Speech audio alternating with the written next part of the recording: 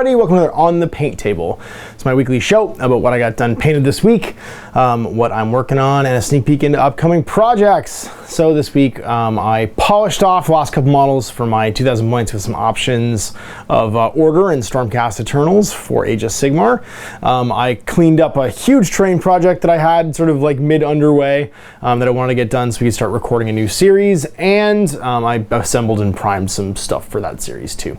So let's take a look. So first things first, here's my two Celestial Wizards, my Battle Mages for Age of Sigmar. These are the Empire Mage kit, both done up to sort of be from the same school, so they've got all the common iconography, the little sort of like heavenly, I guess it's a sextant, some kind of like scrying thing. And they are ready to rock and roll some Chain Lightning in Age of Sigmar, as well as some Mystic Shield and Mystic Bolt, which is, of course, the meat and potatoes of every wizard in that game.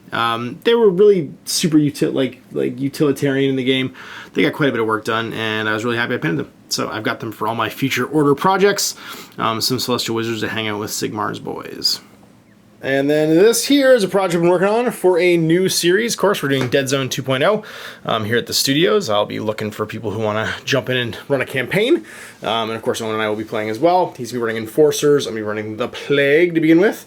And probably Forge Fathers as an alternate. Even though I do have an Enforcer Force painted, I'll be doing something that he's not. So I painted 6 buildings, 3 2-cube buildings and 2 1-cube buildings, just to get us started with some terrain, as well as some barricades and some crates and stuff. This stuff was graciously donated by Bill and Sue at Trainaholic, so that we could get playing this game, because they really enjoyed watching our battle reports, and they wanted us to be able to give it a try. The mat I bought, I got that from local retailer. It is official Deadzone mat by Mantic, but it's a neoprene gaming mat, so it's like the standard kind of neoprene that you'd see, mouse pad style. Everything was reinforced with some MDF, just to make it a little more robust on the table, and then painted with a variety of rattle can spray paints, and my airbrush, just to give it some weathering, some sort of like old rust and exposed I-beams and stuff, and make it look abandoned. I've got some other stuff I want to add. I've got 2 more buildings I'm going to add, more gantries and walkways, because I want this to all be interconnected on different levels. And we'll be ready to rock and roll, but this is more than enough to just get us started and get us playing so that we can throw some dice and Deadzone it up. Yeah, so I've got my Enforcer team already painted. I'm painting some extra stuff for that just to have on hand. So I'm painting an Enforcer Captain, Sniper, the Engineer, a new Sergeant, Melee Sergeant, and 2 little deployable pack guns, little sentry guns, to go with my Enforcers, and then you'll get to see my Plague momentarily. And here's my Plague starter, all put together and just base coated with some really rough airbrushing. So I've got my Stage 1A, the big boy, the leader guy. My Stage 2As, which are the sort of like hunter-killer guys. Some 4A hounds, I think they're 4A, and then some 3A little human dudes with the variety of weapons. They've all got assault rifles, and then one of them's got a support weapon. He's the specialist. That'll get me started. I got some zombies too, but they're not built yet, and I'll be giving them a try going forward. But when you play a campaign for Deadzone, it's a lot like the Heralds of Ruin kill teams. You have a 500-point army pool, and you deploy little 100-point forces out of it. So stuff that is not really a big deal. And you don't have to have all 500 points for the models. You just need to have like what the most you think you'd ever use in a single game is of those models.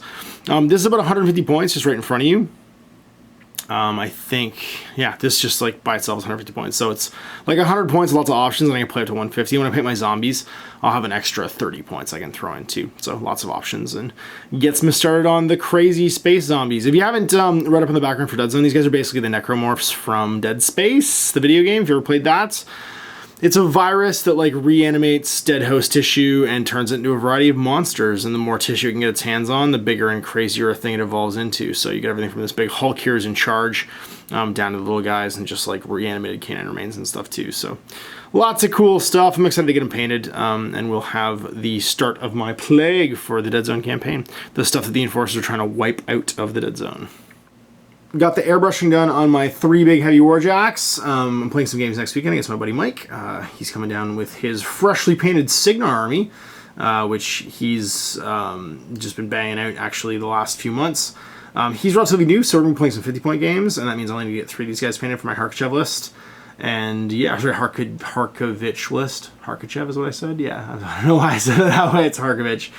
But it'll be these 3 plus some infantry stuff, some like Iron Fangs and Widowmakers and bits and pieces to give them sort of a rounded experience as we get started rolling up to 75 points, but he'll be playing 50 points to start. So there it is. 3 layers of airbrushing. I start off with just a chocolate brown by Vallejo Model Air, and then it's a dark red from Vallejo Model Air, bloody, it's whatever red gore used to be. And then whatever blood red used to be is the final one, and then I'll highlight this stuff up and do all the details and stuff too. So there's 3 of my new Khador Warjacks for my Khador army. And there's this guy from my Stormcast that I am super excited about. Chris Wood sent me this guy. He is a Knight Vexilor. He's the standard bearer for the Stormcast, and the standard he's carrying is the one where you get to just move a unit anywhere on the table once per game. So I call him the Star Soul Mace delivery system. He's going to be the Retributor's best friend, and you better kill him fast or he's just going to deliver 10 Retributors to you. He's going to get painted up so I can give him a go, and I'm pretty excited about that because it also means I can redeploy my Prime at some point as well. And he's just a nice sort of cool redeploy option for the army. So we're going to get him painted. I got some other Stormcast stuff I want to get done too. I want to paint just a single other regular armed Liberator.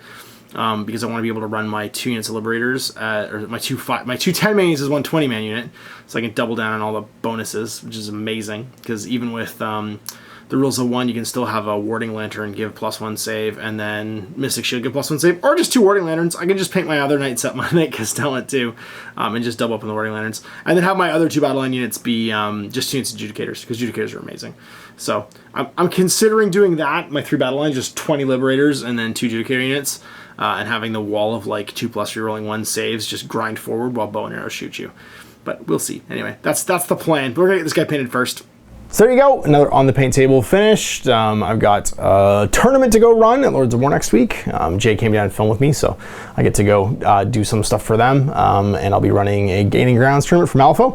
So I'm packing up some stuff to paint if I'm not a ringer, and then some stuff to play with if I am the ringer, because it always depends if you're the TO, if you have a round number of people showing up or not. And for in-store tournaments, it's really hard usually to get a ringer on their own. It's usually you who rings. So we'll see if I get any painting done tomorrow or not. Yeah, other than that, if you guys want to see what's coming up next week, tune on Saturday, and you get to see what I got done. So until next time, I'm Ash. Have a great day.